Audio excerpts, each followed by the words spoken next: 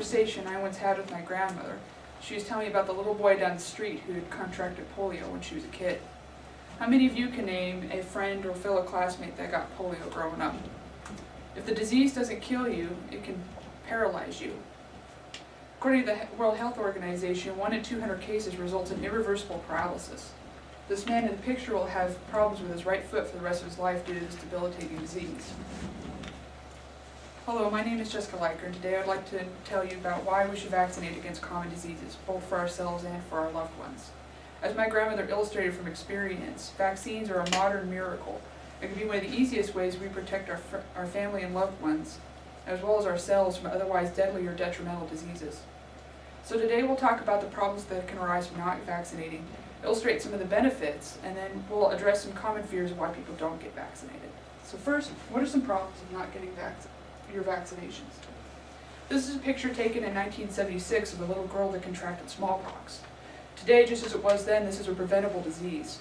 By not getting your vaccinations, you run the risk of contracting a disease that otherwise could have been prevented. Not only that, but the risk doesn't just stop with you. You can then infect everybody around you. Think of how many people you come in contact with every day that you could possibly spread this disease to. We've already seen this in the States. In 2008, there was a large measles outbreak. 90% of the cases were unvaccinated children. Here are 2 more statistics for you. Every year, 3 million children die from preventable diseases.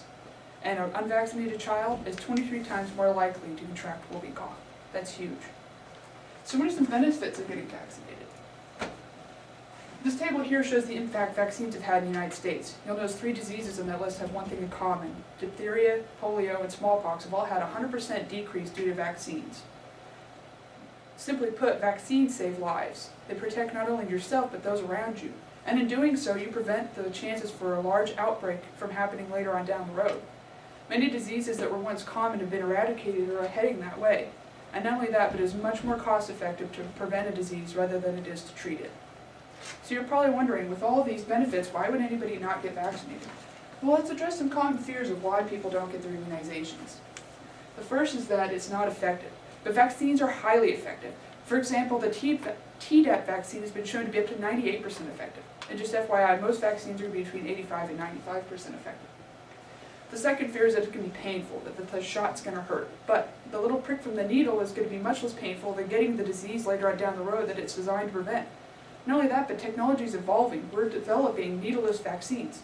You can already get this in your flu shot.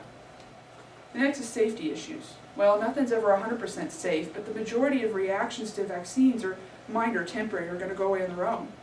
The more serious reactions are rare. They're so rare that it's hard to assess them statistically. The last fear is that vaccines are going to cause autism, attention deficit disorder, seizures, and epilepsy. None of this has been upheld in research, and the Centers for Disease Control Prevention supports the Institute of Medicine's scientific review that there's no correlation between autism and vaccines.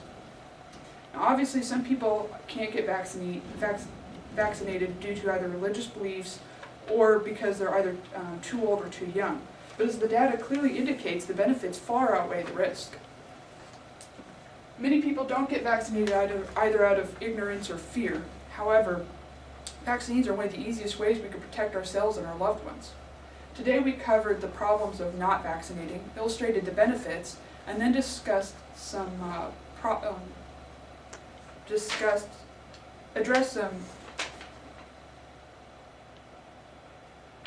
common fears regarding immunizations.